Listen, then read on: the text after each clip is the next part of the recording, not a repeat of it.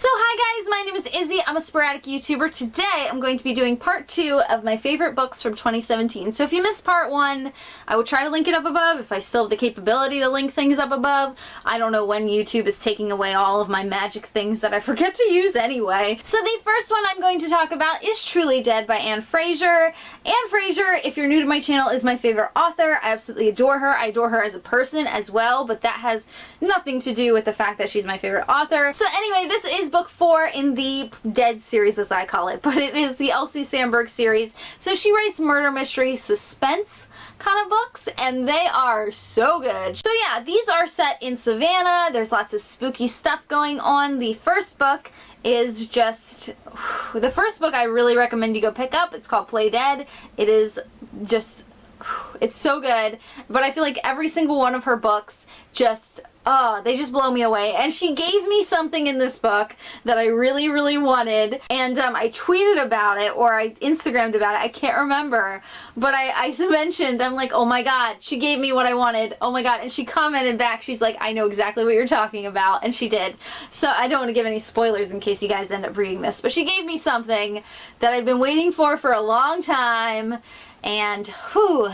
It was good to finally get. So a little tidbit into the new year, the second book in the Body Reader series by her comes out in June-ish, I believe, around my birthday, I think.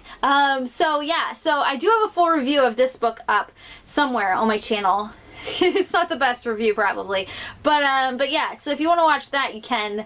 And this book's pretty damn good too. Whew, she just keeps growing as a writer, and it's phenomenal to watch her grow, and every book is just so good. I love it. So the next one I'm going to talk about is The Girl in 6E by A.R. Torr. So this book is, it's something. This author normally writes erotica, so a lot of those erotica elements come into this book. So this is about a girl who has murderous tendencies, so she locks herself in her apartment. She doesn't go out at all, and her job is, so that way she can make money, is she is a cam girl. So there's lots of like porn stuff going on throughout the book. So it can get a little like at times, but it is so good, and it's such a good thriller, and it's just, this series is so good, and I still have the third book to read. I'm saving it for probably Contemporary-thon, maybe? I don't know. I'm saving it for something.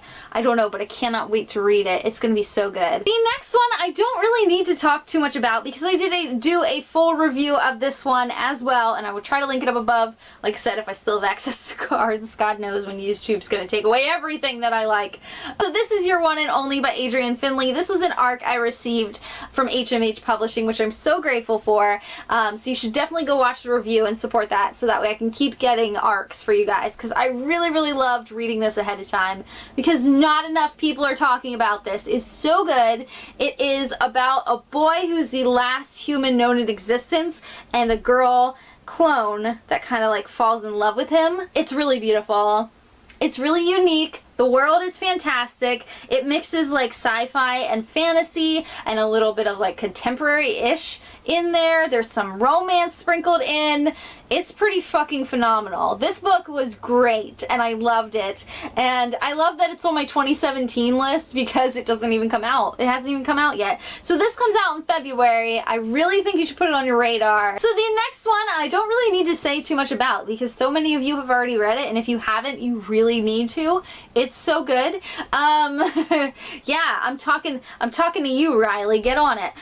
Just kidding. So this is Simon versus the Homo Sapiens Agenda by Becky Albertalli. Like I said, I don't really need to say too much about this. It is a gay romance. It is adorable. It is beautiful. It will be one of the most adorable books you've ever picked up.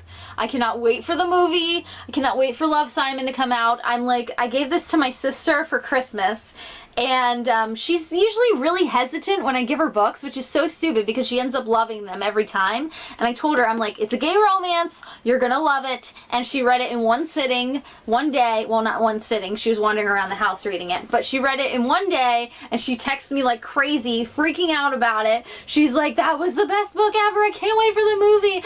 and we've been talking about the trailers, and seriously, March cannot get here soon enough. Her and I are both so hyped about the movie. The next one I don't think is a surprise either if you watched my December wrap-up. That is Aerosol and Dante Discover the Secrets of the Universe. So not only is this book like super beautifully written, it is also a gay romance as well, a gay teen romance, and it is also a story just of love. Like, that is the best way I can describe this book, is it's just a story of love. And it's not even just romantic love, it is friend love, it's family love, it's just a story about love, and it's just, oh, it is so beautiful. Like I said, I mean, look at all those tabs. I went through so many tabs. The next book is just a beautiful book inside and out, and that is We Are Okay by Nina LaCour, a beautiful tale of grief, of love. There is also a female-female romance that takes place in here. It's just beautiful. This is a really gorgeous book. I really recommend it. It also has my favorite quote of the year in here. The next one is another one that really shouldn't be a surprise to you guys, and that is Lost Boy by Christina Henry. This is a backstory of Captain Hook, and you guys, oh, it was so good. So this is like Lord of the Flies meets Peter Pan meets your favorite slasher film. It was so good. Oh my goodness. It was bloody and gory and terrifying. By the way, Peter Pan, I've always been creeped out by Peter Pan, but this book will make you fucking terrified of Peter Pan. He is so scary. He gives me the willies, something fierce. But seriously, this book is great, especially if you like Lord of the Flies. I feel like you'd really enjoy this. It is a like modern take-ish kind of. Like, there's lots of Lord of the Fly elements in my opinion. But yeah, whoo, this was so good. Oh, I loved it. So this is Saga Volume 1. I also read Volume 2 this year. I love Saga. Oh my god, Saga is so good. Ooh, so this is a graphic novel that is kind of, the way it's described is like Star Wars meets Romeo and Juliet, which I was sold the second someone told me that. If you pick up any graphic novel, this is the one you should definitely pick up. It is so worth the hype. These get hyped up all over BookTube, I feel like, and they deserve it. These are like 100% worth the hype. I gave both of them 5 stars. I have the third one over there waiting for me. I gave a copy to my sister because I know she's gonna love it when she finally reads it. So good. They're just a little bit vulgar, which I like. The story is on point. The art is beautiful. So the next one might be my favorite romance book I have ever read. So this is a little something different. So, by Sandy Hall. This is, oh, by the way, this is on Book Outlet for super cheap. It's like $2 or something. You should definitely go pick it up. Seriously, just add it to your cart right now. Seriously, it's worth it. So this is a love story told in 14 points of view. It gets better.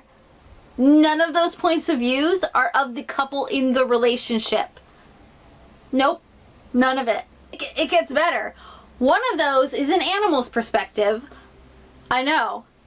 And one of those is an inanimate object's perspective. One of them is like a cynic. Just, whoo, this book is so freaking creative and awesome. It will blow your mind. This is such a unique concept. I wish every single romance book that I've ever read would be rewritten like this, just from everybody else's perspective. It's so unique. It gets better. So not only is this a great book, but there's also LGBT representation. There is different races represented in here. There's a disability representation.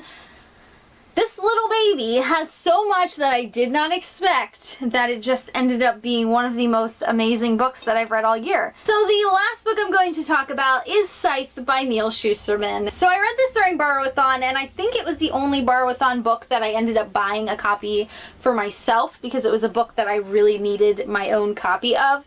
And this is why, because it's that freaking great. I gave it 5 stars. So this story follows Citra and Rowan. They are 2 teens that are chosen to be apprentices for one of these scythes. And it's a job that neither of them particularly want. It puts such a beautiful look at death, which I did not think I would expect. So anyway, guys, there you go. That is the last of it. That is all the books that I enjoyed and loved and just couldn't get enough of in 2017. I know, it took me forever to put this video up, but it's finally up. Anyway, guys, peace. I'm out. Goodbye. I love you.